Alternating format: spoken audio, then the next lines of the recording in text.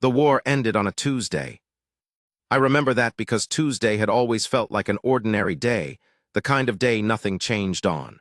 But the war ended on a Tuesday, and everything I had built in 30 years of ruling Caldenmere ended with it.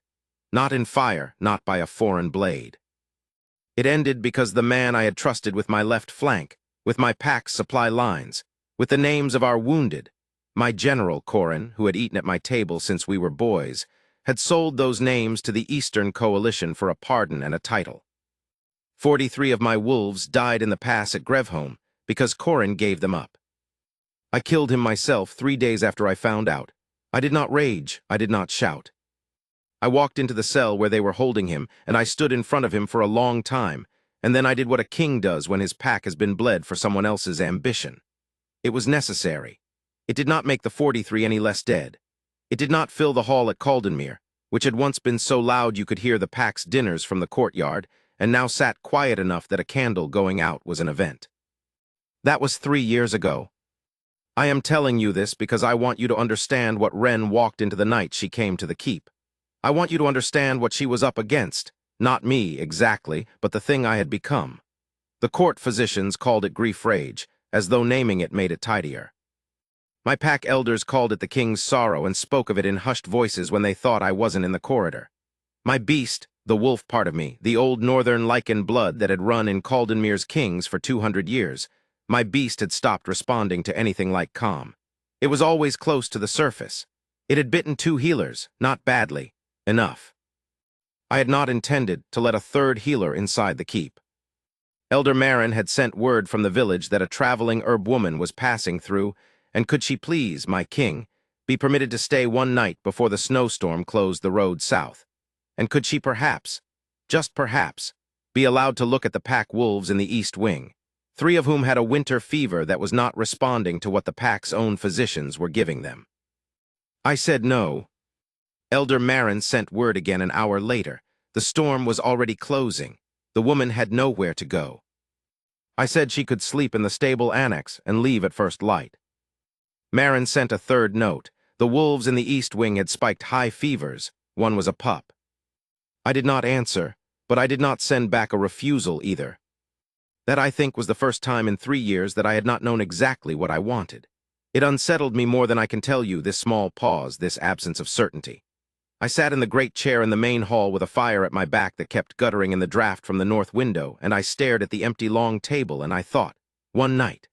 She stays 1 night, she tends the east wing wolves, she goes south when the road clears.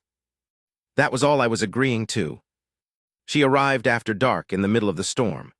I heard the keep's outer doors open and close, and then the sound of boots on slate, light steps, unhurried, not the careful because the king might hear steps that everyone else made. And then she was in the doorway of the hall. She was not what I had expected. I do not know what I had expected. Something more performative, perhaps. The previous healers had arrived with cases of instruments, with formal introductions, with the practiced solemnity of people who had been told they were entering a delicate situation. This one arrived with a canvas pack over one shoulder, a fur-lined cloak that had seen better winters, and snow still on her shoulders because she had not stopped to shake it off before coming inside. She stood in the doorway for a moment and looked at the hall the way a person looks at a room they are trying to understand. Not at me. At the hall, the long dead table, the dying fire, the 2 pack wolves that lay in the corner and had not moved when she entered, which they normally did with strangers. She said without looking at me, "Your fire is dying." I said, "I know." She crossed the hall to the hearth, unslung her pack, and crouched down in front of the fire. She did not ask permission. She did not introduce herself. She moved with the ease of someone who has spent a great deal of time in other people's spaces and has learned that the most useful thing you can do in a drafty room with a guttering fire is fix the fire first and make conversation second. She found the problem, the damper was half closed, and fixed it in under a minute. The fire caught, steadied, and doubled. Then she looked at me. She had a quiet face. That is the first thing I want to say about Wren. Not unremarkable quiet. The difference matters. An unremarkable face is one that leaves no impression. A quiet face is one that leaves an impression you cannot explain, as though it has decided not to perform anything for you, and in doing so has shown you something more honest than performance could manage. Her eyes were brown, the particular brown of birchwood in the rain, and they held mine without strategy. No calculation, no deference, no careful assessment of where I ranked in the hierarchy of things to be managed. She said, "I'm Wren. Elder Marin sent me. I'll see the wolves in the East Wing, and then I'll be out of your way." I said, "Good." She did not flinch at my tone, which had made grown men step back. She simply nodded and picked up her pack and said, "Is there someone who can show me the way?" There was not. The two pack members who normally attended the hall at night had been reassigned to the East Wing to watch the sick wolves. I knew this and had not arranged otherwise because I had told myself she was only staying in the stable annex, and this situation, her, in my hall, fixing my fire, was not supposed to have happened. I heard myself say, "I'll take you." She looked at me once with that quiet face and then said, "Thank you," and waited. I had not escorted anyone anywhere in 3 years. I had barely walked these corridors at night without my beast rising in the silence. I walked 4 paces ahead of her the way I had once walked 4 paces ahead of councils and war parties and did not look back. And I could hear her steps behind me, unhurried, the pack shifting slightly on her shoulder, and my beast. My beast went still. Not calm, not settled, still. The way water goes still when the wind drops, complete. I stopped walking for just a moment, not long enough that she would notice. Just long enough for me to register what had happened and for the silence of it to be absolutely bewildering. 3 years, the beast had been surfacing and snapping and dragging at me for 3 years. It had made sleep impossible and mealtimes unsettling and long conversations a thing I had stopped being able to manage because somewhere around the 6th or 7th minute, the beast would start to rise, and I would have to redirect everything I had into keeping it below the surface. 3 years of that constant pressure, that constant correction. And it had just stopped, because a woman with snow on her shoulders was walking 4 paces behind me carrying a canvas pack, and her footsteps were unhurried. I did not let myself think about it. I showed her the East Wing and I left. I did not go back to the main hall. I went to the room above the East Wing instead, a small room I had used as a war room once, because of the window that looked over the courtyard, and which now mostly held old maps and the chair I used when I could not sleep. I sat in the chair and I listened. She spoke to the sick wolves. I could not hear the words through the stone, but I could hear the tone, unhurried, low, the same quality as her footsteps. Wolves are perceptive creatures. They know when a voice is performing calm and when calm is what the voice actually is. I heard the pack wolves in the East Wing, who had been restless for days, settle within the first quarter hour. One of them, the youngest, made a sound. Not a whine, something softer. The sound a wolf makes when it is exhaling a tension it has been holding for too long. I sat in the chair with my hands on my knees, and I looked at the maps on the wall and I thought, she has done something to my beast. Which was not true. She had not done anything. She had fixed the fire and walked down a corridor. But the beast had not risen once since her footsteps fell in behind mine, and it had been 3 hours now and I was still sitting in this chair and it was still not rising. I thought about going back down. I had every practical reason to. She would be finished with the wolves soon and would need to be shown to a room. She had arrived in my hall, and I had not arranged a room because I had told Marin's stable annex and then not arranged that either. And now there was no one in the hall to sort it out. I went down. She was sitting cross-legged on the stone floor of the East Wing corridor, the 3 sick wolves arranged around her with the comfortable familiarity of creatures who have decided they are not moving, her pack open beside her, 2 small clay pots steaming gently into the cool air. The youngest wolf had its head in her lap. She was running her hand along its ears with the absent-minded constancy of someone who does this the same way she breathes, without noticing she is doing it, because it is simply what her hands do when something needs to be comforted. She looked up when she heard my steps. She did not startle. She said the fever in the 2 older ones should break by morning. The young one needs another hour. He was frightened more than sick, I think. I stood in the corridor and looked at the 3 wolves and at her and I said, "You're not staying in the stable annex." She said, "I know. I think Marin assumed you'd come to your senses about that." It surprised me, not the content, but the lack of apology in it. People did not speak to me like that. People had not spoken to me like that in years. I had cultivated a quality of presence since the war that made the honest, slightly wry observations that used to pass casually between me and the people I trusted, Observations, like the one she had just made, disappear. I had forgotten what it felt like to have someone say a true thing to me without arranging it first for my approval. I said, "There's a room on the 3rd floor, North Corridor. You can have it for the night." She said, "Thank you." I turned to go. She said, "Is there anything I should know about the keep? Things that are off limits?" I turned back. I said, "The whole keep is off limits. Stay in the room and the east wing." She tilted her head, not in offense, but in a way that suggested she was filing this information away accurately rather than feeling stung by it. She said, "All right." I went back up the corridor. My beast did not rise. I did not sleep that night. This was not unusual. Sleep had been a managed and limited event for 3 years, but this particular sleeplessness was different from the usual kind. The usual kind was the beast, surfacing and receding, requiring constant management, the background noise of a wound that would not quiet. This was something else. This was the quality of silence that exists when something that has been very loud stops. I lay in my room and listened to the quiet. At some point well past the middle of the night, I heard the soft sound of footsteps in the corridor, not my floor, the floor below. Unhurried. And then silence, as she returned to her room, and then a quality of stillness in the keep that felt different from the silence of the past 3 years. I did not have a word for it yet. She was in the main hall when I came down before dawn.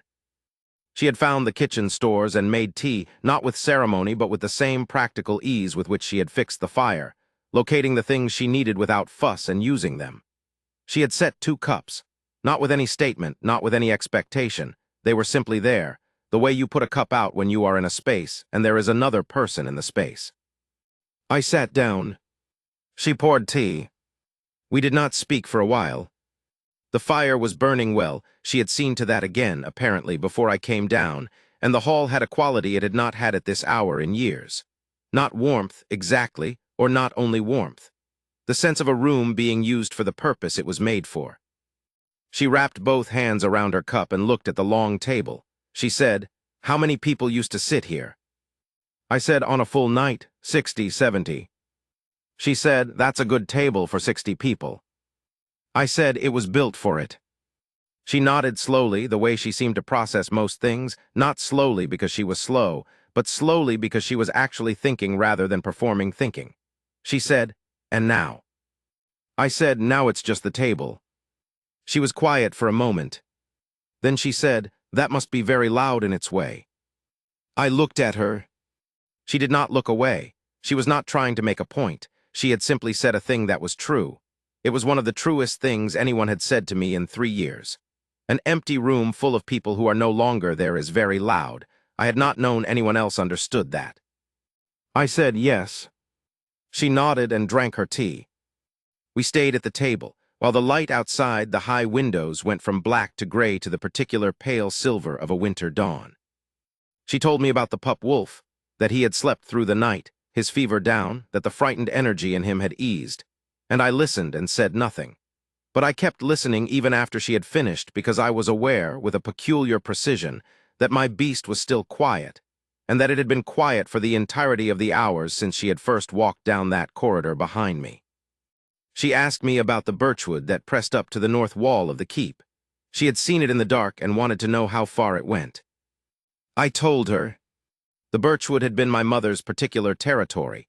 She had planted the outer ring herself, sapling by sapling, the year my father had died, because she said motion and intention were the only remedies for grief she had found that worked. The wood now ran 2 miles north before it hit the frozen ridge. Wren said, "Did it work for her, the planting?" I said, "She did it for 20 years. She said, "That's an answer, I suppose." I said she seemed eventually to find her feet again. Yes. She wrapped her hands around the cup again and said, "Good." That was all, just good. Not a lesson drawn from it, not a pointed application to my situation. She said good the way you say good when something in the past turned out to be true and you are simply glad of it. I realized I was glad of it too, that I had not thought of it in those terms in a very long time, whether it had worked, whether my mother had found her feet. I had only held that memory as a fact. She planted trees, but it had worked eventually. She had found her footing. I looked at the table. I said, without quite meaning to say it, "I haven't." She was quiet for a moment, then she said, "You're still here, though." I looked at her. She said, "That's not nothing. Some people aren't after things like that."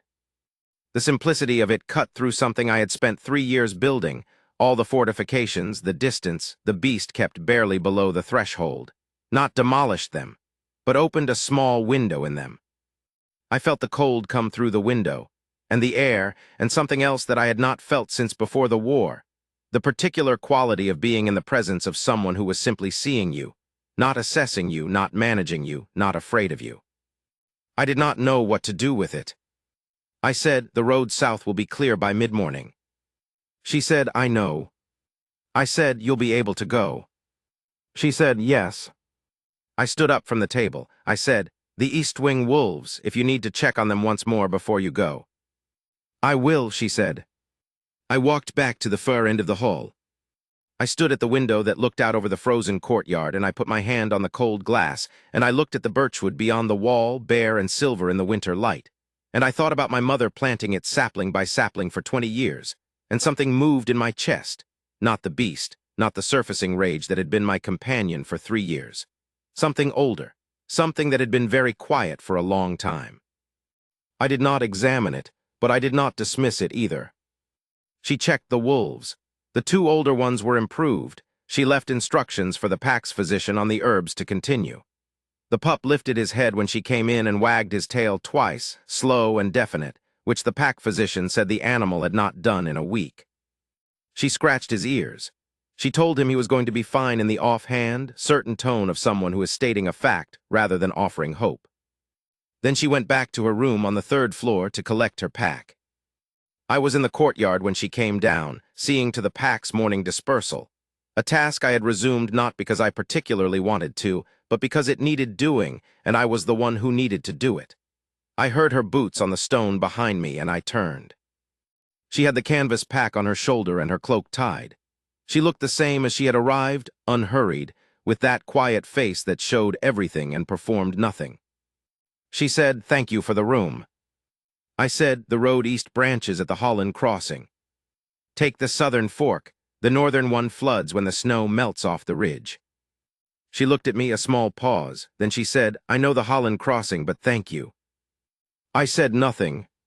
She said, "Your fire's going to go out again. The damper sticks. You need to have someone look at it properly." I said, "I know." She said, "Right." She shifted the pack on her shoulder. She looked at me for a moment with the birchwood behind me, bare and silver and very still in the cold morning air. Then she said, "I hope the table gets loud again. It's a good table." She turned and walked toward the outer gate. My beast was silent. Silent in a way it had not been in 3 years, and the silence of it was so complete that I was aware of my own heartbeat, which I had also not been properly aware of in a very long time because the beast had been too loud. And then my wrist burned. Not pain exactly, though there was heat in it, real heat, the kind that makes you look down because you need to confirm what your body is telling you. I looked down. The mate mark. I had known what it was the moment it appeared. Every Lycan king of Caldenmere carries the knowledge in his blood. The mark comes only once for one person, and it does not make mistakes. It is not a suggestion. It is not a compatibility. It is the most fundamental fact about you and one other person in the world, laid onto the skin in light that does not fade.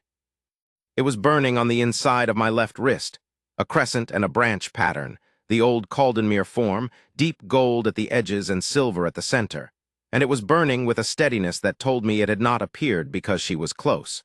It had appeared because she was leaving. I said her name. I had not known her name until that moment. Elder Marin had said herb woman in her note, traveling healer, not her name. I do not know how I said it. It came out the way her name came out in my voice for the rest of my life, as though I had always known it.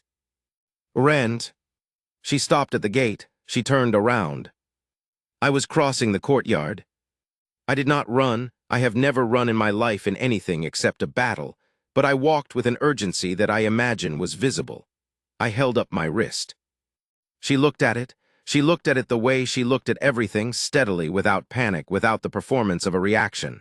She was quiet for a long moment, then she looked up at me. She said, "I wondered."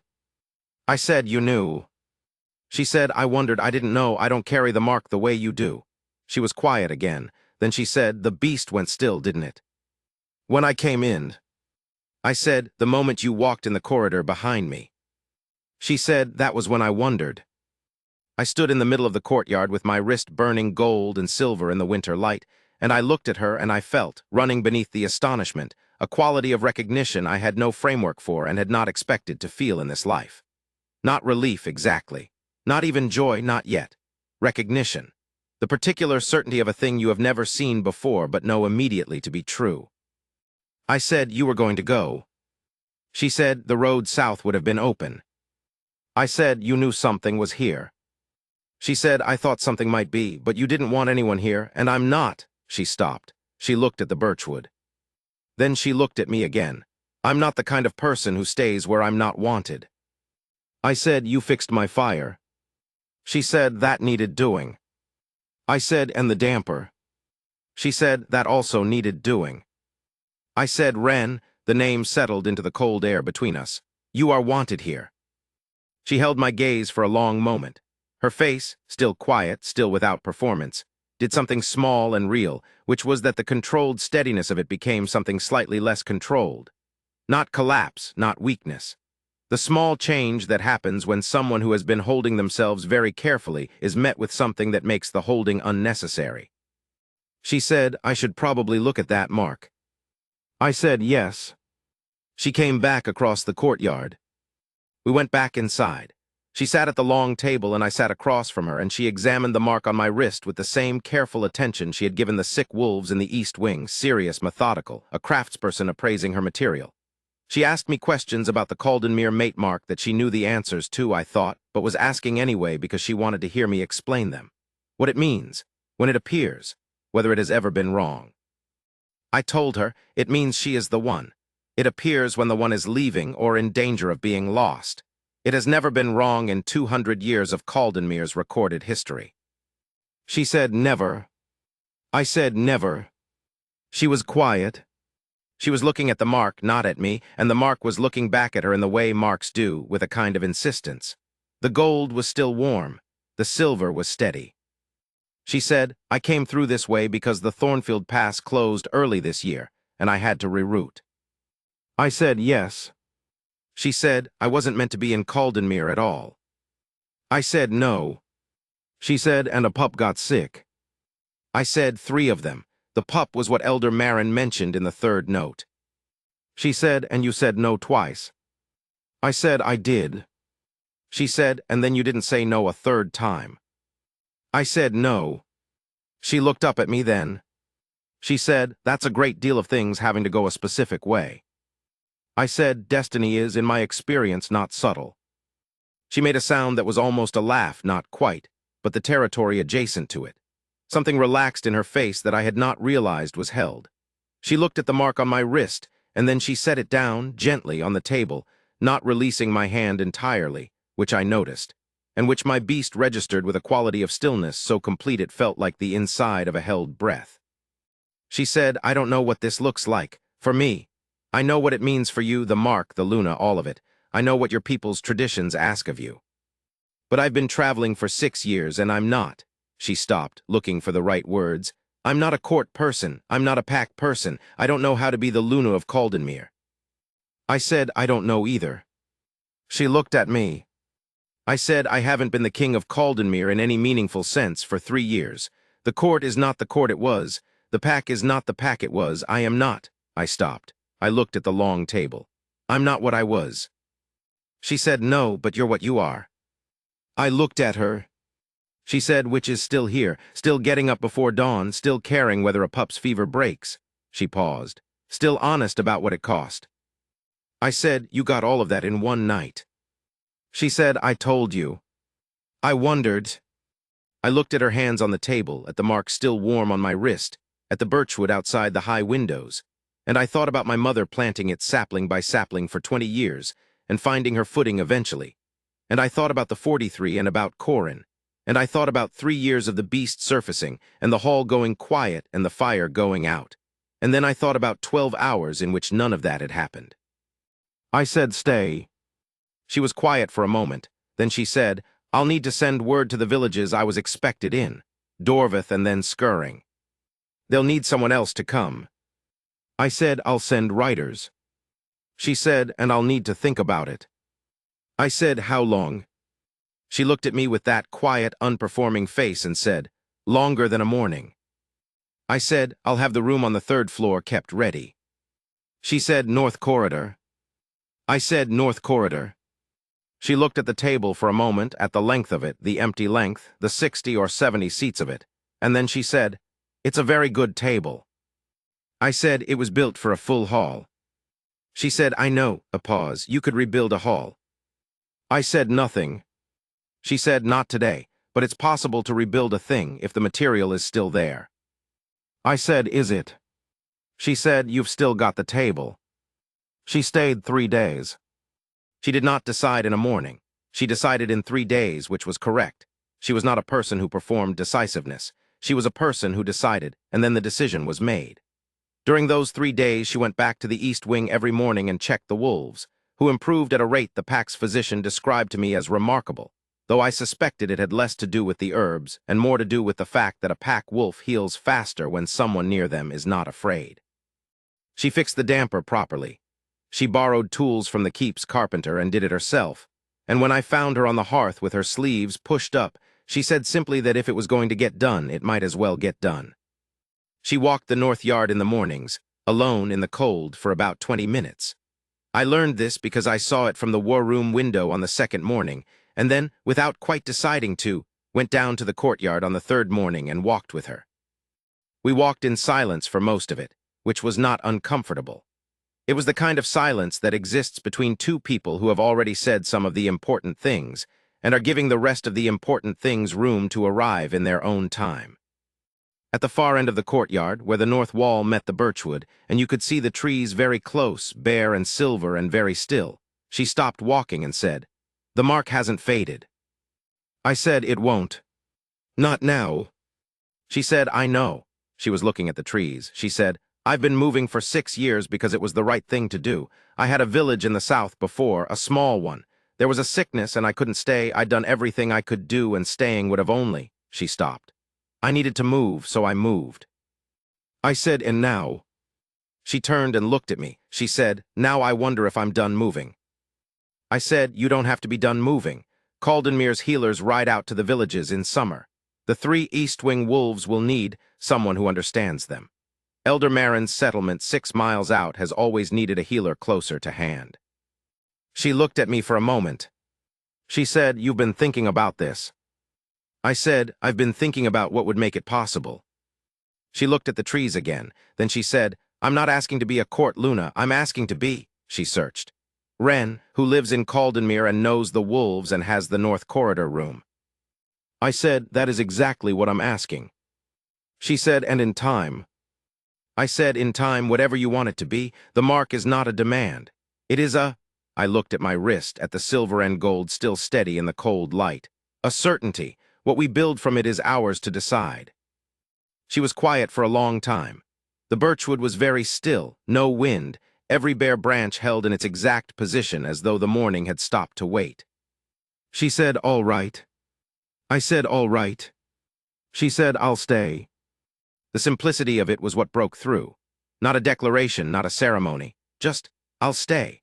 2 syllables that settled into the cold air and into the space that the 43 and Corin and 3 years of the beast surfacing had cleared out of me, and filled it not with noise, not with the old loud hall version of fullness, but with something quieter and more permanent. I said, "Good." She looked at me sideways. She said, "Your mother's trees are good. She did well." I said, "She would have liked you." She said, "How do you know?" I said, "Because she had no patience for performance either." She made that almost laugh sound again and turned and began walking back toward the keep. I walked beside her. My beast was silent. My wrist was warm. The mark became known to the pack elders on the 5th morning. I had not hidden it. I had simply not announced it, because Wren had asked for time and I had given her time. But Elder Marin came to the keep on the 5th morning to check on the East Wing wolves herself, as she did periodically, and she found Wren in the courtyard cutting back the dead ivy on the south wall with a pair of borrowed shears, and she found me standing nearby watching this happen, and she looked at my wrist. She said nothing for a long moment. Then she turned to Ren and said, "You're still here." Ren said without looking up from the ivy, "I am." Marin said, "3 days." Ren said, "4 now." Marin looked at me. Her face, she was a woman of 60, who had been pack elder for 20 of those years, and had watched Caldenmere go from the pack it was to the pack it was now with the particular grief of someone responsible for the keeping of a thing. Her face did something complicated. She looked at me the way I imagine I had not been looked at in 3 years, which was with a quality of recognition, as though a thing she had mostly stopped expecting had arrived. She said, "My king, your wrist." I said, "Yes." She said, "How long?" I said, "The morning of the 2nd day." Marin looked at Ren, who had still not looked up from the ivy. She said, "Did you know?" Ren said, "I wondered, on the 1st night." Marin was quiet. Then she said very quietly to me, "The other elders should know." I said, "Gather them, tomorrow morning in the hall." She said, "All of them?" I said, "All of them." She looked at my wrist one more time, and then she did something she had not done in a long time. Elder Marin, who was no one's subordinate and had told me hard truths about the state of the pack with the unflinching honesty of a woman who understood what honesty was for, she inclined her head. Not a bow. A small, private acknowledgement of something returned. She left. Ren cut back the last of the dead ivy and stood up and looked at the south wall, clean of its dead weight. She said, "That will grow better in the spring." I said, "Yes." She looked at me. She said, "Tomorrow morning." I said, "If that's all right." She said, "It's all right." She looked at the wall again. "Should I wear something different?" I said, "Wear what you wear." She said, "I have a gray wool dress that's warmer than this one." I said, "That will do." She picked up her shears and looked at the cleared wall one more time with the satisfaction of someone who has completed a practical task and finds practical tasks satisfying. Then she said, "We should probably talk before tomorrow about what you're going to say." I said, "I'm going to tell them the truth." She said, "Which is?" I said that the mark appeared, that you are my fated mate, that I intend to honor it. She said, "And me?" I said, "You decide how much of your own truth to give them. The mark is mine to explain. The rest of your life is yours to share as you choose." She looked at me for a moment. Something in her face shifted, that small, controlled steadiness becoming slightly less controlled again, for the 2nd time in 5 days. She said, "All right." She went inside. I stayed in the courtyard and looked at the cleared south wall and thought about tomorrow. There were 7 elders. They came in the morning, as they always had when summoned, with the gravity of people who have long experience of things requiring gravity. They filed into the main hall and took their places at the long table, 7 of them at one end, which once would have been no fraction of the hall's fullness, and which now was all the pack-elder presence Caldenmere had. Ren was at the fire when they came in. She had restarted it, the damper held. She had fixed it well, and she was standing with her back to it when the elders entered, warming her hands. She was wearing the gray wool dress. Her canvas pack was in her room. She had not brought it to the hall. She had decided on her own, without my having to say anything about it, that this was not a morning to appear provisional. I came in from the corridor and stood at the head of the table. I said, "Thank you for coming." The 7 faces looked at me, some with the careful courtesy of people managing their expectations. Some, Elder Marin, Elder Brythe, old Elder Casson, who had served my father before me, with something more open, more willing. I held up my left wrist. The mark was clear in the morning light, the crescent and the branch pattern, gold and silver, not faded. I said, "This appeared 5 mornings ago. You know what it is." The hall was quiet. I said, "Her name is Ren. She came through Caldenmere because the Thornfield Pass closed early and she had to reroute.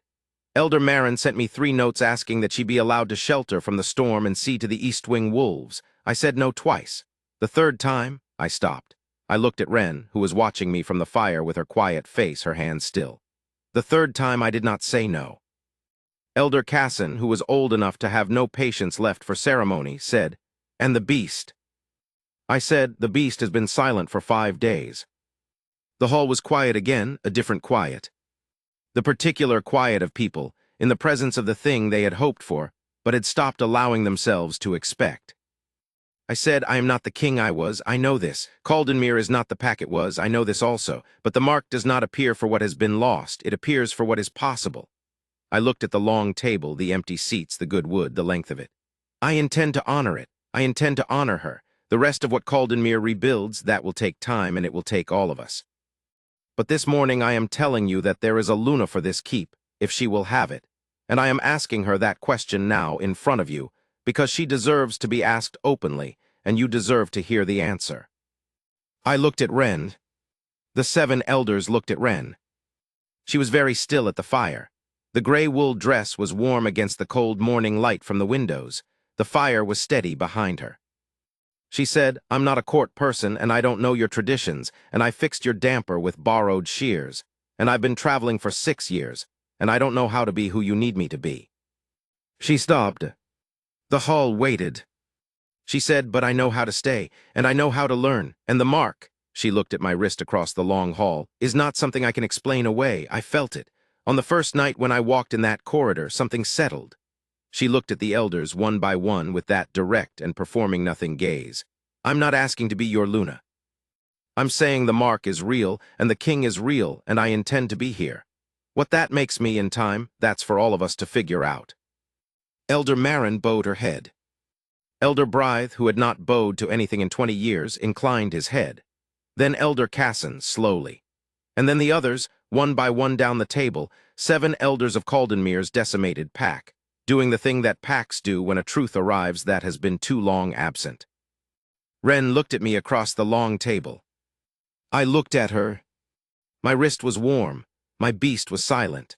The fire my mother had planted 20 years of birch saplings to earn back was burning in the hearth at Wren's back, steady and even and not going out.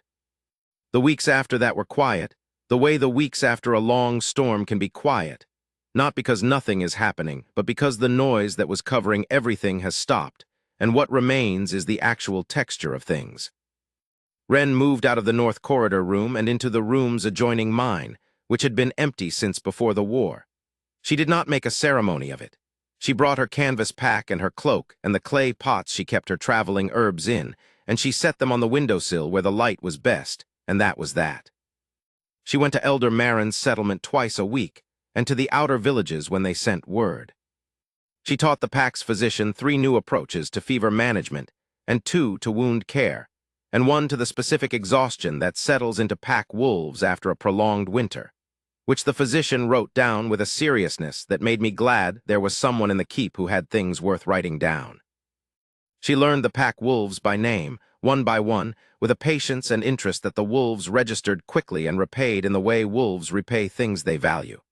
By choosing her company without being asked, by coming to find her in the east yard in the afternoons, and lying in proximity while she moved through her tasks, by waking up when she entered a room even from a sound sleep. The pup from the east wing, the one who had been frightened more than sick, who had wagged his tail twice on the morning she left and then stayed, attached himself to her with the specific and non-negotiable loyalty of a young wolf who has decided. He followed her through the keep. He slept at the foot of her side of the adjoining rooms. He sat outside the bath corridor and waited. Elder Casson, who had found this arrangement to be deeply entertaining, said that this was the first time in recorded Caldenmere history that a pack wolf had chosen a Luna before the Luna had been formally named, and that perhaps the pack's traditions ought to account for this. I said I thought the pack's traditions ought to catch up with the evidence, which made Casson make a sound I had not heard in a very long time, which was laughter in the main hall. The fire did not go out again. The damper held. In the evenings, Wren and I sat at the long table, usually at the end nearest the fire, usually with tea that she made and I drank, and sometimes with food that the keep's cook had prepared with a quality of care that I noticed had improved since Wren had started stopping by the kitchen in the mornings, and talking to the cook about what was fresh and what was possible. The cook had told Elder Marin, who had told me, that the herb woman asked good questions, and it made the work feel like it mattered. This was the kind of thing Wren did without naming it, made things feel like they mattered. We talked in the evenings, not always about important things, sometimes about the birchwood or about the villages she had been to and what they were like, or about the routes she had taken in 6 years of traveling and the things she had learned that could not be learned except by traveling. Sometimes about important things, about what I intended for Caldenmere. about what had been lost and what was not, and the difference. Once late, when the fire was low, and the hall was the particular color of candle-light and stone that I had, over these weeks, come to recognize as warmth rather than hollowness, she said, "Tell me about the 43. I looked at her. She said, "You don't have to. But I think you want to." I was quiet for a long time. Then I said, "Yes." And I told her, all of it, not the version I had given to councils and packs and war assessments, the formal version with its calculations and its aftermath, but the actual version. The names, the way I had found out, the 3 days between finding out and what I did in the cell with Corin.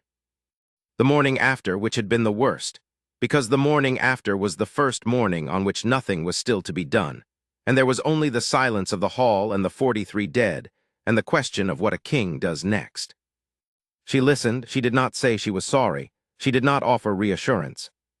She listened with all of herself, the way she had listened to the frightened wolf in the East Wing, with the complete attention of someone who understands that what a wounded thing sometimes needs before anything else is simply to be fully heard.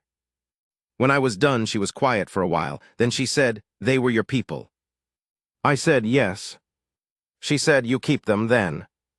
I said, "I don't know what that means." She said, "You keep them the same way your mother kept your father. You plant trees, not because it undoes it, but because it's motion and intention, and the only thing the living can do for the dead that means anything, which is to keep going." I looked at her across the fire-low table. She said, "You've been keeping going. You just didn't recognize it as that." I said, 3 years of keeping going doesn't look like much." She said, "It looks like a king who's still here. That's what I told you the first morning. I meant it." The candles had burned low. The fire was embers. The hall was warm. I looked at the long table and at the 7 seats where the elders would come again in 3 days for the formal claiming ceremony, and at the window where the birchwood was out there in the dark, 2 miles north, 200 years of kings and 1 woman planting 20 years of saplings. I said, "I want to rebuild it." She said, "I know." I said, "Not what it was, something." She said, "Something that knows what it cost." I said, "Yes." She said, "Good," and then after a pause, "We should sleep. You have riders to brief in the morning," and I told Casson I'd look at his shoulder before the elders' meeting. I said, "His shoulder has been bothering him for 6 months. She said, "He told me. He didn't want to trouble anyone." I said, "He's an elder. He should have." She said, "He didn't want to seem diminished in front of the king." I looked at her. She said, "That's something you could change. The thing where people around you don't tell you when something is wrong because they think it will seem like weakness." She said it plainly, without apology, without careful arrangement for my approval. "Casson's shoulder has been bothering him for 6 months. He should have told you. He didn't. That's worth knowing." I said, "You're going to tell me things like this regularly." She said, "Probably." I said, "I think I need that." She said, "I know." She got up from the table and picked up her cup and said, "Good night, Aldrich." She had been using my name since the 2nd day. No title, no my king. Just my name, said the way she said everything, as though it were simply accurate. She was the only person in Caldenmere, perhaps in the world, who said my name like it was an ordinary thing, like it described a person rather than a position. I said, "Good night, Wren." She went up the corridor. The keep was quiet, not the quiet of the past 3 years, which had been the quiet of an emptied place, something else. The quiet of a place that has room in it again, that has a fire that stays lit, and a damper that holds, and an east wing of wolves that are improving, and a pup who has chosen without being asked, and an elder whose shoulder is going to be looked at in the morning, and a woman in the north corridor who says true things without arranging them first. I sat at the table for a while longer. My wrist was warm, the way it had been since the morning of the 2nd day, the particular warmth that does not fade. The formal ceremony was what it was, not large, not elaborate, because Caldenmere was not what it had been, and making it large would have been a kind of false performance, and we were both finished with performance. The 7 elders came. The pack came, those of us who remained, 30-some wolves, which is a small pack by the standards of what Caldenmere had once been, and exactly the right size for the hall to feel full rather than empty. Wren wore the gray wool dress. She stood beside me at the head of the table, and I held my marked wrist between us where the pack could see it, and I said the words of the Caldenmere claiming right, which are old words and plain ones. She is my fated mate, the one the mark named, and I name her before this pack as my Luna, who is to be honored and protected as I am honored, whose word in this keep is my word, whose safety is my safety, and who has my whole devotion for as long as I draw breath. The pack was quiet when I finished. Then Elder Casson, his shoulder already improved, he had told me that morning with a dignity that contained a small amount of sheepishness, said, in the formal response that an elder makes at the claiming, "We receive her. The pack acknowledges the mate bond and the naming. Let Caldenmere know it's Luna." The 30-some wolves of what remained of my pack bowed. Wren stood at my side and did not flinch, and did not perform, and did not become anyone other than herself, which was the only thing I had ever wanted her to be. The pup wolf, who had accompanied her to the hall and been allowed to stay at Elder Marin's insistence, because Marin felt that a wolf that has chosen deserves to witness the choosing being made formal, sat at Wren's feet and looked at the assembled pack with the specific expression of a young wolf who has been right about something and knows it. Afterward there was food. The cook had done something remarkable with what the winter stores held, motivated, Wren told me later, by a conversation they'd had that morning about what the occasion deserved, and the hall was loud. Not 60, not 70, 30-some, but loud the way a hall is loud when the people in it are present rather than going through the forms of presence. I stood at the head of the long table, and I looked down the length of it. It was a good table. What I know now that I did not know on the Tuesday the war ended is that a thing can be rebuilt, not reassembled, not restored to what it was, which is not possible and maybe not what it should be. Rebuilt. Changed by what it has been through in the way that a bone healed is stronger at the break than it was before, not because breaking is good, but because the healing is real and the material is still there. The material was still there. The birchwood is still there. It is, as of this spring, putting out its first new growth along the outer edge, which the pack's younger wolves have taken to running through in the mornings, because young wolves run through birchwood in the spring if the birchwood is there. The East Wing wolves are well. Elder Casson's shoulder is well. Elder Marin has more help in the outer settlement than she has had in 3 years. The cook is making things that deserve to be made. The hall is not 60, not 70, but the table is full at the end near the fire, most evenings, and there is tea that Wren makes and does not make a ceremony of, and there is a pup at her feet who has not, in 3 months, voluntarily been anywhere else, and there is the sound of people in a room who are there because they want to be.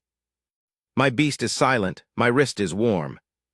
Wren says true things to me without arranging them first. She told me last week that I have been using the same approach to the pack's winter supply accounting for 20 years, and there is a better way. And then she showed me the better way, which she had apparently worked out over 2 evenings. She is right. I will do it her way. She does not ask to be anything other than what she is. I do not ask it of her either. The mark is its own answer. The rest of it is ours to build, morning by morning, in a keep that has a working damper and a fire that stays lit, and a table that will, I think, be loud again. Not the same loud, but a new loud, which is the only kind there is room for now, which is enough, which is everything. She planted trees, my mother, for 20 years after my father died. She found her footing. We have the birchwood and the morning walks, and a pup who chose without being asked, and 30-some wolves in a hall that smells like good food, and the particular quiet of a fire burning without fighting the draft. That will do.